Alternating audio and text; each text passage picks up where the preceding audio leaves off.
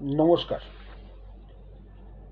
কয়েকজন কোশ্চেন করেছেন প্রেমস্টেনেন্সি অ্যাক্ট বা উচ্ছেদের মামলা নিয়ে নয়, মেনটেনেন্স নিয়ে।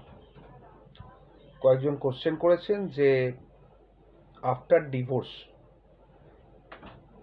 ওয়াইফ মেনটেনেন্স পেতে পারে কিনা, এবং যদি এগ্রিমেন্ট থাকে যে ডিভোর্সের কন্ডিশন অনুযায়ী ওয়াইফ মেনটেনেন্স চাইবে না, সেক্ষেত্রে মেনটেনেন্স পেতে পারে কিনা, অথবা মিউচুয়াল ডিভোর্সে যেখানে লেখা থাকে কারোর প্রতি কারোর কোনো দাবি নেই, কেউ কখনো কাউকে কোনো দাবি করতে পারবে না, কেউ কারোর কাছে মেনটেনেন্স চাইবে না, এই শর্তে যদি মিউচুয়াল ডিভোর্স হয় তাহলে মেয়েরা বা ওয়াইফ মেনটেনেন্স দাবি করতে পারে কিনা।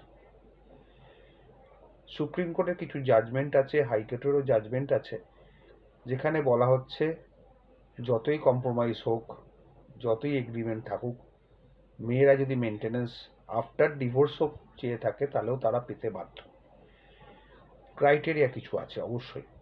যদি সে মেয়ে কাউকে বিয়ে না করে, যদি সে মেয়ে চেস্টিটি না হয়, বা মেয়ের যদি প্রচুর ইনকাম থাকে, তাহলে সে মেনটেনেন্স পাবে না।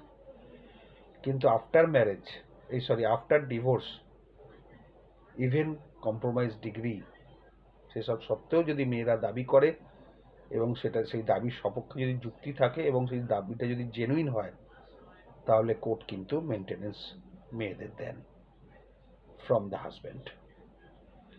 সুতরাং কিছু করার নেই, যেরকম আইন সেইভাবেই চলতে হবে। যেটা চেষ্টা করবে যাতে বিয়েটা না ভাঙে বা ওয়াইফের সঙ্গে মনোমালিন্য না হয়, যেটা কোর্ট অবধি পৌঁছয়, এটা চেষ্টা করুন, তাহলেই সব ঠিক থাকবে। যদিও সবসময় এক হাতে তালি বাজে না, কিন্তু উপায়ও নেই। ভালো থাকবেন।